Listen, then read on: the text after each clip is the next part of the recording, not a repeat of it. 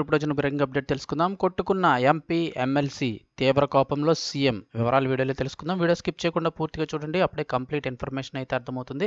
అలాగే ఇంకెవరైనా మన ఛానల్ సబ్స్క్రైబ్ చేసుకోకపోతే వెంటనే సబ్స్క్రైబ్ చేసుకోండి. చాలామంది వీడియోస్ చూస్తున్నారు కానీ సబ్స్క్రైబ్ చేసుకోవడం లేదు, దయచేసి సబ్స్క్రైబ్ చేసుకోండి. అలాగే వీడియోను ఒక లైక్ చేసినట్లయితే మరింత మందికి సమాచారం చేరుతుంది. ఇక వివరాల్లోకి అయితే వెళ్ళిపోదాము. విశాఖలో పొలిటికల్ హీట్ కొనసాగుతోంది. వైసీపీ, జనసేన నేతల మధ్య పచ్చగడ్డి వేయకుండానే బగ్గుమంటోంది. ప్రధానంగా ఎంపీ, ఎంబీవీ అక్రమాలు, అరాచకాలపై జనసేన నేతలు మండిపడుతున్నారు. తాజాగా ఎంపీ ఎంబీవీ సత్యనారాయణపై ఎమ్మెల్సీ వంశీకృష్ణ యాదవ్ తీవ్ర ఆగ్రహం వ్యక్తం చేశారు. ఎంపీ వైఖరి మార్చుకోవాలని సూచించారు. లేదంటే ఇంటికొచ్చి కొడతానని వంశీ హెచ్చరించారు. దమ్ముంటే వచ్చే ఎన్నికల్లో గెలిచి చూపాలని ఎంబీవీకి వంశీ సవాల్ చేశారు.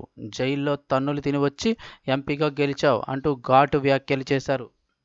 విశాఖ చరిత్రలో దరిద్రమైన ఎంపీగా నిలిచిపోతావంటూ ఎంబీవీపై వంశీ వ్యాఖ్యానించారు. అయితే ఈ వ్యాఖ్యలపై సీరియస్ అయిన ఎంపీ ఎంబీవీ సత్యనారాయణ స్థానిక పోలీస్ స్టేషన్లో ఫిర్యాదు చేశారు.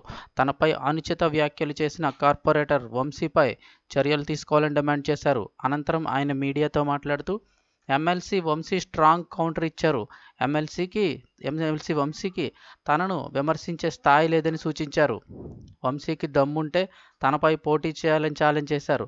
వంశీది బ్రహ్మానందం లాంటి క్యారెక్టర్ అని ఎద్దేవా చేశారు. తాను ఎవరిపైనా వ్యక్తిగత విమర్శలు చేయలేదని చెప్పారు. తాను కల్తీ సారాలు అమ్ముకొని స్థాయికి రాలేదని వ్యాఖ్యానించారు. ఈ విధంగా వైజాగ్లో అయితే కనుక పొలిటికల్ హీట్ అయితే ఉండి కొద్దీ పెరుగుతోంది.